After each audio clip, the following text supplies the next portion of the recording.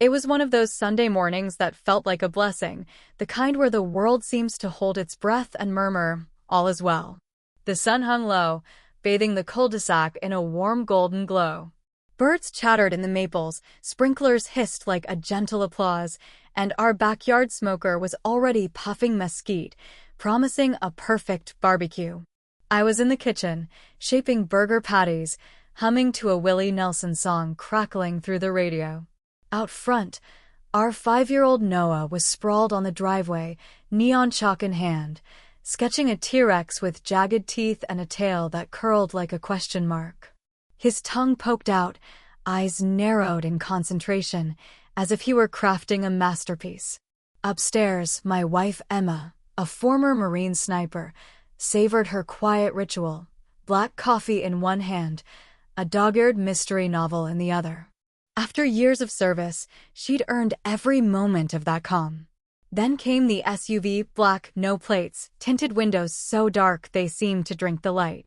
It crept around the corner, engine rumbling low, deliberate. I froze, spatula in hand, a knot tightening in my gut before my mind could name the threat. The vehicle stopped dead at our driveway's edge. 2 men stepped out, tall and broad, wearing black tactical vests stamped with HOA enforcement in stark white letters, like some budget paramilitary squad. No badges, no IDs, no neighborly wave. The first man, all chin and no warmth, marched toward Noah, boots thudding as if he owned the ground. "Step away from the property," he barked, his voice cutting the air. Noah's hand stilled, a blue chalk stick slipping to the concrete. He looked up, not scared yet, just confused, his small face crumpling. The second man trailed slower, scanning the porch, then the windows, his hand hovering near his belt, not quite a threat, but close enough to scream trouble. I dropped the spatula and stepped out of the garage. "What's going on?" No answer, just more shouting. "Get that kid off the driveway. That's HOA property. Vandalism's a violation." I blinked. "Vandalism? He's 5. It's a dinosaur." The first guy didn't flinch. "Unauthorized markings. Graffiti." Noah's shoulders shook, tears welling as he clutched his chalk like a lifeline. Rage coiled in my chest, hot and tight. "Hey, you don't yell at my kid like that." They stared through me, robotic, like they were reciting a script. "HOA enforcement? Who sends combat boots to scare a child over chalk?" I took a step forward, fists clenched. "I'm calling the cops." Then a voice sliced through from above, calm, cold, steady as iron. "Target acquired. Advise stepping back." I glanced up. Emma, framed in the half-open bedroom window, I pressed to the scope of a matte black rifle, her face unreadable. The first man froze. The second flinched. A red gleamed on the leader's temple, steady as fate. "That's not a laser pointer," Emma added, her voice a blade. The man's hands twitched outward, slow, like he'd been stung. His partner's fingers grazed his vest. Maybe a radio, maybe worse. "Don't," Emma said. He didn't. I knelt beside Noah, pulling him close. "It's okay, buddy. Stay with me." He buried his face in my shoulder, trembling. I stood, shielding him, eyes locked on the men. "You've got 10 seconds to leave. You're not cops. You've got no right here." The leader tried to speak. "We're acting under HOA.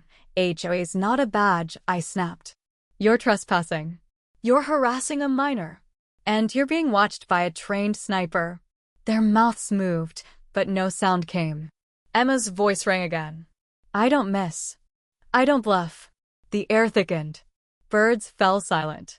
The sprinkler's hiss and the SUV's low hum were the only sounds. The leader was sweating now, beads on his neck, jaw tight. His partner took a step back toward the vehicle, but instead of retreating, his hand darted into his vest, quick, practiced. Bad move. Time splintered. Then a crack. Not loud, just sharp, like a twig snapping. The SUV's side mirror exploded in a spray of chrome and glass. The man stumbled, hands up, eyes wide. He wasn't hit. That was the point. Emma didn't miss. That was a warning. The leader trembled, spine softening. His partner hit the ground, hands raised like he was pleading. Neighbors were out now, phones up, recording. Old man Frank across the street shouted, "You good?" I didn't answer, focused on the men. "Lie flat," Emma ordered from above. Hands out, palms up. They obeyed, faces in the grass. Noah whispered, "Is mommy mad?" I shook my head. "No, buddy. She's just serious." Then I saw it, the SUV's doors open, engine running. No HOA decals, but a laptop stand in the front, and, behind the passenger seat, a box of zip ties. Military grade, not hardware store junk. My stomach twisted. Another neighbor yelled, "Want me to call the cops?" "They're coming." Emma called back, triggered my phone's silent alarm the second I heard shouting. Sirens were close. The first squad car screeched in, lights on, siren off. Officers spilled out, weapons low but ready. They saw the men on the ground, the shattered mirror, Emma in the window. "That your wife?" one asked, holstering his gun. "Yeah," I said, lifting Noah. "She's a hell of a shot." By the time more cars arrived, the street was a circus, red and blue lights, neighbors filming, someone live streaming. Officers swarmed the SUV, popping the trunk. One whistled. "You're gonna want to see this." Inside, a duffel with zip ties, duct tape, burner phones, fake HOA citations, a tablet with maps of nearby homes, marked addresses. Our house had a star. Noah's name was scrawled in pen. The men weren't HOA. They were predators, posing as inspectors to extort or worse. Fake IDs, thus labeled HOA security ops surveillance notes on family schedules. Mom alone Tuesdays. Kid out front 10:15 a.m. No cameras. The lead officer muttered, "You weren't their first target." They'd hit 4 counties, preying on vulnerable homes, elderly, single parents, kids like Noah. But they picked the wrong house. Emma came downstairs, calm in a tank top and jeans, hair loose. An officer flinched when he saw her. Another, a vet, nodded respectfully. "We clear?" she asked. "For now," I said. She knelt by Noah. "You okay, sweetie?" He nodded. "You shot the car." She smiled. "Just the mirror. Bad guys need to see themselves." He giggled. Officers cuffed the men, who were shaking now, one with tears streaking his face. The crowd grew, neighbors, then a reporter, mic in hand. Frank's video was already online, racking up views. By sundown, it was viral, crime blogs, Reddit, X, with slow-mo edits of the mirror shattering, the red, on the man's head. Comments flooded in, "HOAs are out of control. That mom's a badass. The chalk T-Rex deserves a statue." Within days, the men were identified career grifters with warrants in multiple states. Their SUV was a mobile scam hub, packed with evidence. The mayor of Willow Creek issued a statement denouncing imposters. The police chief visited, thanking Emma for measured restraint. She could have ended them. Instead, she neutralized the threat, let the law take over. That's strength. The trial was swift. The video played in court, the mirror shot drew gasps, but Emma's calm in the window silenced the room. Guilty, impersonation, attempted abduction, fraud, conspiracy. 22 years each. The judge looked at them. "You weren't stopped by force. You were undone by precision."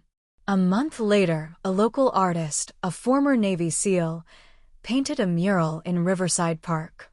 Noah's T-Rex, now in vibrant color, stood atop a wrecked SUV, with "protected by precision" in bold letters. A silhouette in a window, red, shining, watched over it. Noah calls it Mom's Watchtower. Emma never wanted fame, but when a veterans group asked her to speak, she did. "Before soldiers and families," she said, "people wear authority like a mask, expecting obedience with a vest and a clipboard.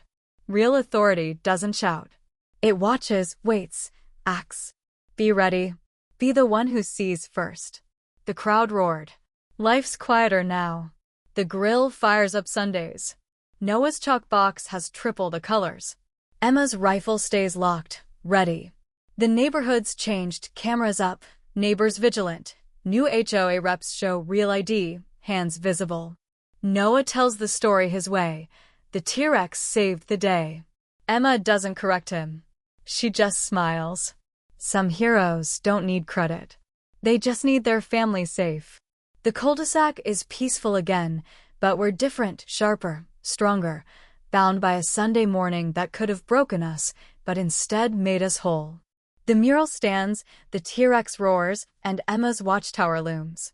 No one's coming for Noah again. Not on her watch.